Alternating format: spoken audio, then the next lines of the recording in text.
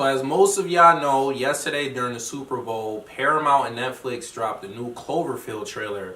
But like most of you, myself included, did not realize that the movie dropped last night after the Super Bowl. So that's what we're going to talk about this week, people, the new Cloverfield movie. So let's get it. Welcome to the Kyber Show.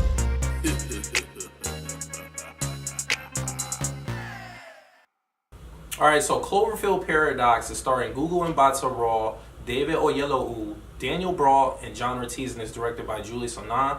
And basically the premise of this movie is we have a bunch of scientists that are stationed out on a space station to test out this new device to end the energy crisis because there's a war brewing on Earth.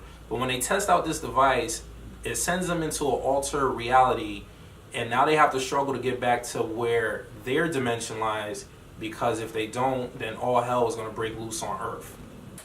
So unfortunately, guys, the only thing that really worked for this movie was the cast that was assembled for this movie, because nothing else really stood out for this movie. And that's the only thing I could say, was that the cast was okay and it was handed a script that obviously they put no time and effort into.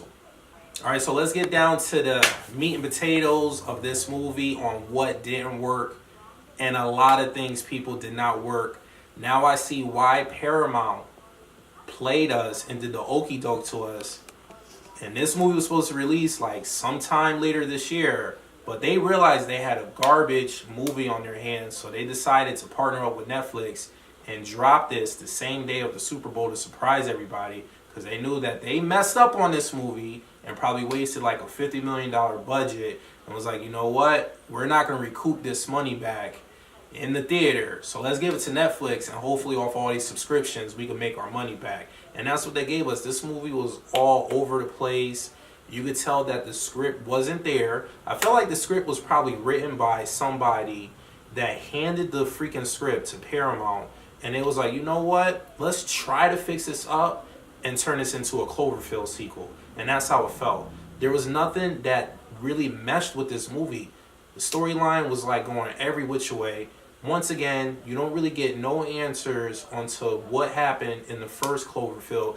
I feel like what I saw, you could kind of determine in the direction that they took this movie on what they were trying to explain with the first two movies, but you still are left unanswered.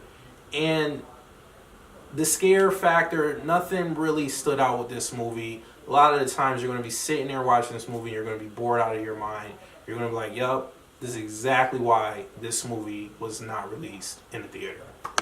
So overall, people, you could tell that Paramount knew that this movie was a straight to DVD type movie, but instead of doing that, they was like, you know what, let's stream it on Netflix. So they partnered up with them since it's not out in theater.